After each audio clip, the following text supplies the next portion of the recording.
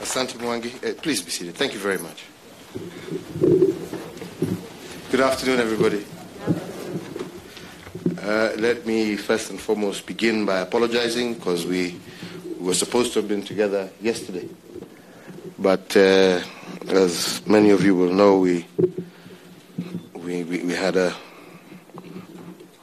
funeral that we couldn't postpone. So thank you for allowing me to come and join you today. Asante sana. Ambassador, the Director General of this facility, ILRI, that has been and made a great contribution to our country. Ladies and gentlemen, hamjambo. Hamjambo tena. Let me begin by saying that we are very delighted to join you at this national conference to launch a plan that focuses on increasing food security, but most importantly also reducing poverty in our country. Ladies and gentlemen, ensuring that no Kenyan ever goes hungry is one of the main focus areas of my administration in this, our second term. And so I appreciate very much this conference, appreciate it as important, noting that you intend to look into what we can do together to deliver on this goal. Agriculture is still the driver of Kenya's economy, contributing approximately 31.5% of our GDP and employing, directly or indirectly, over 60% of Kenya's population, particularly in our rural areas. This conference also comes at a particularly interesting time, given that we have just released our National Economic Survey. And indeed, as many of you will have also noted, there has been a significant decline in the contribution of agriculture to our economic growth. It is therefore imperative that for our country to achieve the growth that we all seek for our country, a growth that must also be inclusive, a growth that must also eradicate poverty and hunger, we all have to invest more in our agricultural sector. And indeed, it is for this reason that my government has identified food and nutrition security as part of our Big Four agenda as we embark on a journey of rapid development, I said, that is inclusive and one that ensures we leave no Kenyan behind. We want and are working towards achieving food and nutrition security by 2022. And it is in this regard that I welcome partners like USAID and this Feed the Future program in our efforts to accomplish this. Because like you, we recognize that we must deploy new thinking toward a food-secure nation.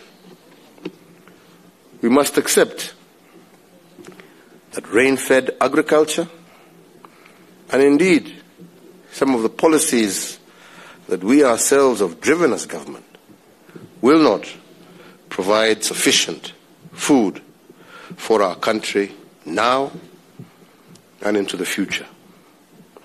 We must deploy technology, innovation, as part of our strategy to realize our commitment to food security. And I believe that our Kenyans expect nothing less. And I have to repeat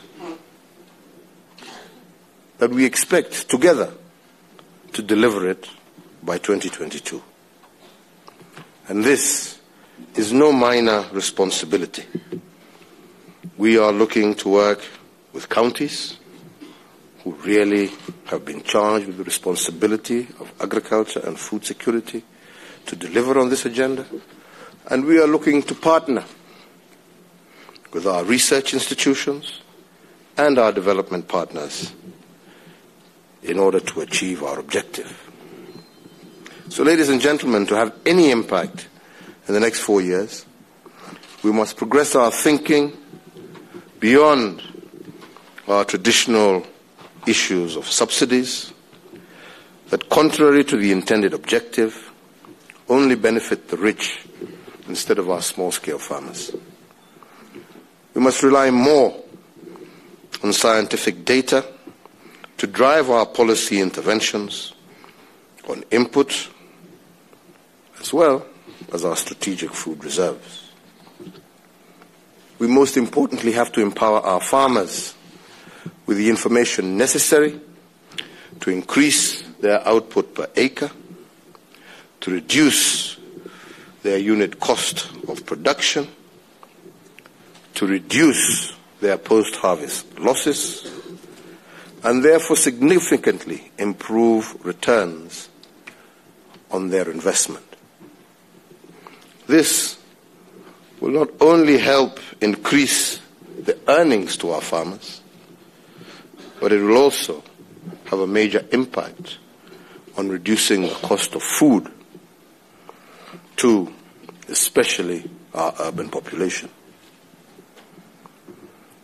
As a government, we are seeking ways to support the revival of crop and livestock extension services, which ultimately hold the key to improved productivity. For the cost of food to drop, we must think about necessary innovation to increase yield significantly, as well as mechanization, but also scale. Empirical evidence, as I said to our governors a few days ago, have shown that for production of our staples, the bigger the land under cultivation, the better. For those of us responsible for setting the necessary policies and regulating the agricultural sector, we have no choice but to open ourselves to new ideas and benchmark our standards with other countries that have been able to achieve food sufficiency. At this juncture, I would like to recognize and note with gratitude that indeed in the last 5 years, as we have heard, the USAID Feed the Future program has invested approximately Kenya shillings 22 billion to assist approximately 1 million farmers and pastoralists with various interventions towards achieving food security and higher incomes across the country. The project which has made us gather here today is a further expansion of that program. The US government again has invested some Kenya shillings 2.5 billion in the last 3 years and assisted over 266 farmers and pastoralists to apply technologies and modern farming methods. And we indeed appreciate the support, as it will go a long way to helping us achieve our stated food security agenda. We've also just been informed that this program was implemented by international agricultural research centers based in this country, in conjunction with our Ministry of Agriculture and county governments, but also, most importantly, farmers, to ensure that the technologies and innovations that have developed over the years are applied and ultimately benefit our farming communities. This should be encouraged, given that international and national research institutions are known to be reservoirs of information, technologies, as well as innovations that they have accumulated over the years, which, if widely applied and used by our farming communities, would rapidly transform agriculture to be more productive, thereby providing gainful employment to our people, and more so our youth. So, Director General, as you indicated there, if programs like this succeed, they will not only help us achieve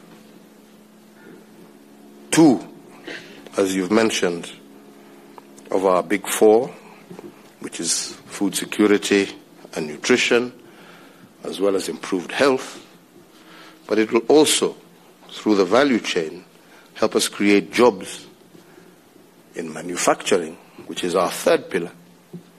So I believe that the success of programs like this, it will actually account for three, not two, of the big four.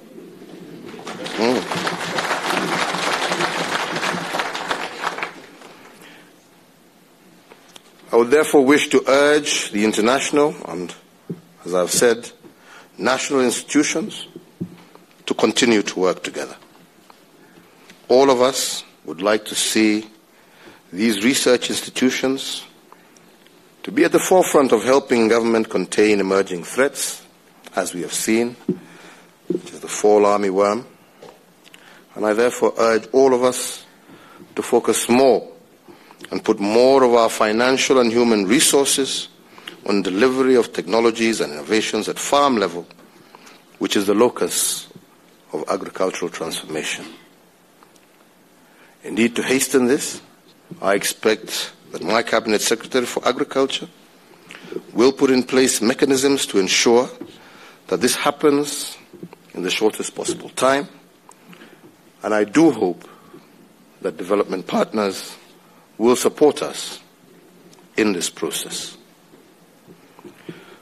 Regarding the new Feed the Future Country plan that has just been launched today, we are grateful to the U.S. government for an allocation to Kenya of some Kenya shillings 11.5 billion to support ongoing food security and agribusiness programs.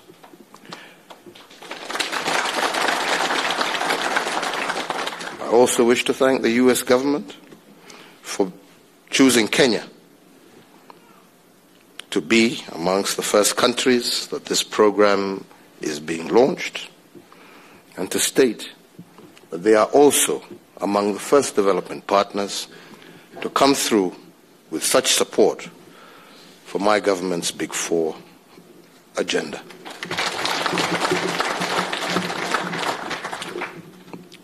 While my government will continue to inject more and significantly more resources into this sector in the coming years, we want to work more closely with development partners to leverage resources for this agenda. I only close by saying that I do hope that this conference, as I have said, will look into new ways of how we can achieve food security. We must think out of the box. We must come away from an attitude that it is government that is the buyer of last resort. It's not. We want the farmers to be engaged directly with the market. When government gets involved, all that happens is we lose money. We don't want that in between. Right? The farmer directly to the market, so that the farmer gets the maximum while those in the market get their products at affordable prices. Government is supposed to be a facilitator, not an active player. And I do hope that even as you engage today and going forward, we will relook at all our policies to put them in line of government becoming a facilitator of our farmer, a facilitator of our markets, a facilitator of the cold chain process to reduce post-harvest losses. And I believe this is the surest way for us to be able to achieve our objective in the shortest possible time. So I wish you all every success in this conference. And I once again thank, through you, Mr. Ambassador, the U.S. government for being partners with us in this journey. I thank you and I wish you successful deliberations. Mungu awabariki. Asanteni sana.